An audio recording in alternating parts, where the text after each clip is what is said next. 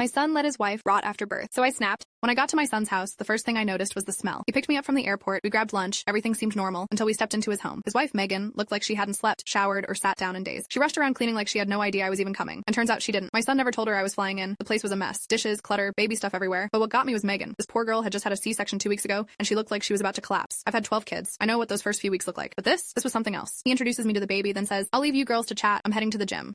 So I ask Megan how she's doing, and she tells me everything's beautiful, but she's feeding the baby every 2 hours and barely sleeping. I tell her to nap, I'll handle the baby. She knocks out instantly. Gone. 4 hours. I fed the baby, made lunch, and by the time she woke up, she finally took a shower. Meanwhile, my son, on paternity leave, just walks around like he's a guest in his own home. No dishes, no laundry, not even picking up the baby when he cries. He just looked at me or Megan to handle it. I bit my tongue the first day, but by the second, I couldn't anymore. I told Megan she smelled like she had an infection, and that she needed to be on bed rest, that she was letting herself be treated like a damn doormat, and that my son needed to stop acting like a horny teenager and do everything in that house until she recovered. Cooking, cleaning, baby, all of it. He lost his shit, called me a Karen, said I was a bitch for calling his house dirty and saying his wife smelled. But Megan, she didn't even flinch. In fact, she thanked me, asked me to stay longer, said she felt like she could finally breathe. Now my son's not even home, says I ruined his marriage. Good.